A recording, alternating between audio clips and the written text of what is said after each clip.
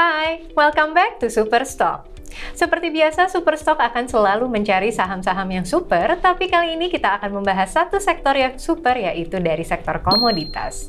Spesial banget, kita hari ini akan membahas kupas tuntas sektor batubara yang menjadi darling komoditi di tahun 2022 ini. Langsung saja kita ngobrol dengan Juan Harahap, tim research dari Mirae Asset Sekuritas Indonesia. Halo Juan. Halo Mbak Lia. Spesial banget nih, kenapa sih sahabat Mirae Asset lagi-lagi harus tahu banget tentang sektor batubara ini?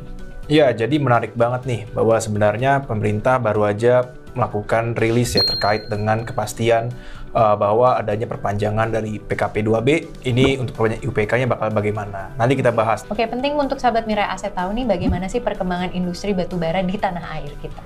Ya, jadi pemerintah baru aja memberikan kepastian ya terkait dengan perpanjangan dari yang sebelumnya PKP 2B generasi 1, ini sekarang perpanjangan buat IUPK-nya udah ada peraturan tertulisnya. Dengan skema baru ini, tarif pajak royalti batubara direvisi naik dari yang sebelumnya 13,5% bisa menjadi kisaran 14-28% tergantung pada harga batubara acuan di Indonesia.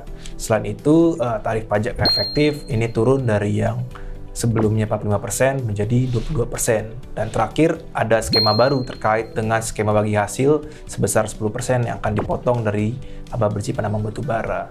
Nah, jadi ini kalau kita lihat bakal menjadi sentimen yang cukup baik ya, karena sebenarnya investor menunggu-menunggu dari tahun 2020 bagaimana sebenarnya kepastian atau keberlangsungan dari industri, terutama pemain dari yang sebelum PKP 2B, apakah bisa diperpanjang menjadi IUPK, seperti itu. Dengan adanya update regulasi ini, kapan sih akan diberlakukannya? Iya, untuk peraturannya ini sudah efektif dari tahun ini. Nah, untuk skema royalti baru ini berlaku untuk IUPK yang diterbitkan sebelum tahun 2022, sedangkan di pada tahun 2022 akan dikenakan tarif baru pada tahun 2023. Oke. Sementara itu untuk pemegang izin buat IUP ini akan berlaku sama ya, yaitu dari tahun 2019 peraturannya yaitu sebesar 3% dan 7% tergantung dari nilai kalori dari pemain tersebut. Jadi sahabat Mirae Asset juga harus tahu ya, kita juga pernah mention kok di Superstock yang sebelumnya terkait nilai kalori batubara yang dimiliki. Karena ternyata untuk ekspor batubara itu memiliki nilai kalori tertentu ya. Betul, jadi memang berdasarkan kalori akan ditentukan harga dan juga kualitasnya bakal seperti apa untuk tiap emiten. Ya, jadi secara detail untuk dari peraturan ini, misalnya kita anggap untuk HBA atau harga batubara Indonesia itu adalah $70 per ton ya. Okay. Ini akan dikenakan 14% dari tarif royalti. Sedangkan royalti sebesar 17% akan dikenakan untuk harga batubara di level $70-80 per ton.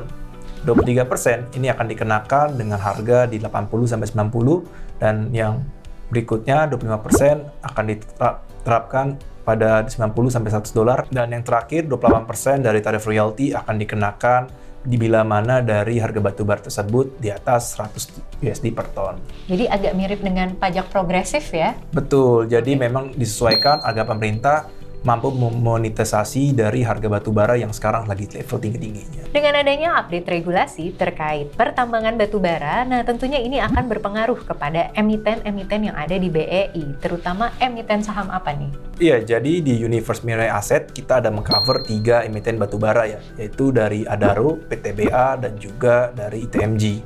Nah, kalau kita melihat dari 3 emiten tersebut, Adaro yang akan paling terpengaruh karena sebenarnya PKP 2B-nya atau kontrak untuk operasionalnya akan berakhir pada Oktober 2022. Nah, kita belum tahu nih terkait dengan ITMG karena sebenarnya kontraknya akan berakhir 2028. Jadi kita akan lebih terkonsentrasi atau kita lebih fokus ke yang sekarang dulu ya buat dari pengaruhnya. Dan untuk coverage kita PTBA, kita melihat ini lebih ke netral ya karena sebenarnya dari seluruh kontrak dari PTBA punya itu di bawah IUP, jadi tidak terkena dari peraturan ini. Jadi ternyata yang akan memiliki dampak paling besar ini adalah di Adaro. Seperti apa nih dampaknya? Iya, jadi untuk menganalisis hal ini, kita melakukan skenario analisis terkait dengan Adaro dan juga untuk level batubaranya ya.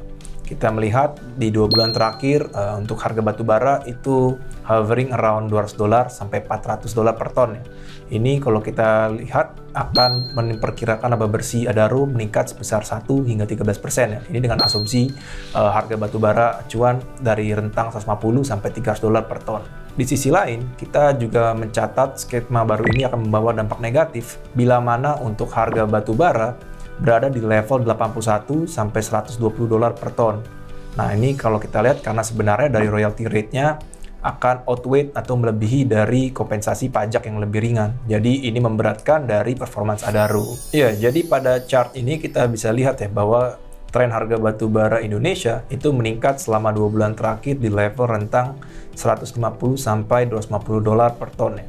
Jadi kita bisa melihat bahwa untuk dari ASP Adaro ini akan bisa mengkompensasi peningkatan dari beban royalty rate. Jadi kita lihat akan berdampak positif selama di tahun ini.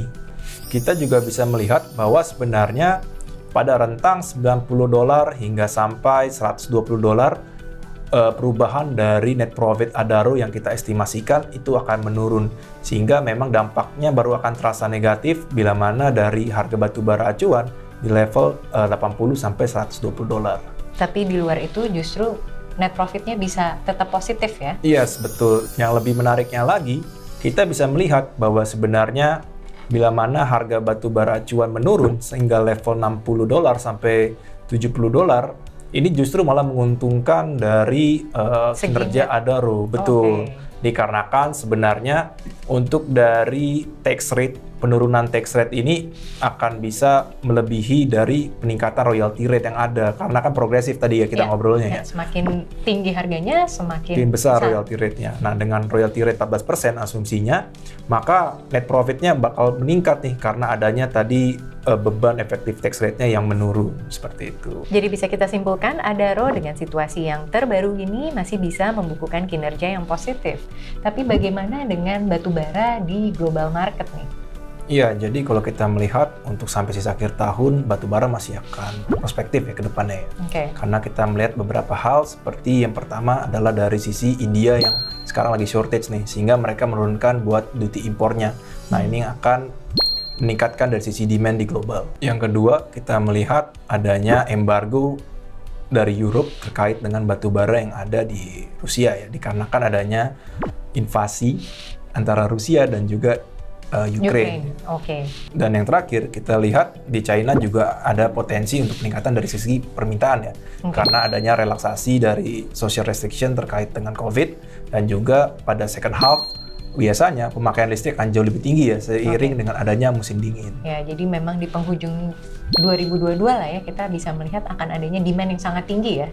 Iya, jadi kita tetap positif terkait dengan prospek batubara ke depan. Dari ketiga emiten yang menjadi fokus Mirai Asset, kira-kira mana nih yang paling berpotensi? Kita melihat ITMG masih menjadi pilihan utama kita ya, dikarenakan yang pertama ITMG dengan current condition yang sangat favorable ini mendapatkan keuntungan yang lebih dibandingkan dengan peers. Dikarenakan yang pertama dari segi konsentrasi bisnis yang banyak di thermal coal, dan yang kedua porsi ekspor yang cukup besar dibandingkan dengan peersnya, dan terakhir kita lihat dividend yield ini akan menjadi menarik buat investor melihat untuk ITMG. Secara sektor komoditas lagi memang hot-hotnya, tapi kenapa sih yang bikin batu bara ini special on the spotlight? Jadi kita melihat ada beberapa katalis positif ya yang dapat diperhatikan oleh investor.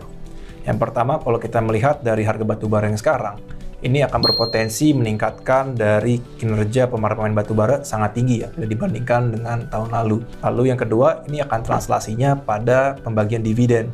Jadi kalau kita melihat coal atau batu bara sangat royal dalam membagikan dividen, sehingga nanti ini akan patut diperhatikan juga oleh investor. Lalu yang terakhir, kita melihat bahwa batu bara ini trennya masih akan berlanjut hingga akhir tahun, dikarenakan yang tadi sudah kita bahas ya. Jadi kita rasa akan sangat favorable buat dari investor untuk mulai mempertimbangkan investasi di batubara sekarang. Oke, thank you Juan atas analisa dan insight-nya terkait sektor batubara ini. Ya, sama-sama Mbak Lia. Sekarang sahabat Mirai Asset bisa semakin yakin kalau memang tahun 2022 ini adalah tahunnya batubara. Semoga sahabat Mirai Asset juga dapat mempertimbangkan pilihan saham batubara menjadi watchlist portofolionya. Sampai jumpa di Super Stock selanjutnya dan pastinya happy cuan!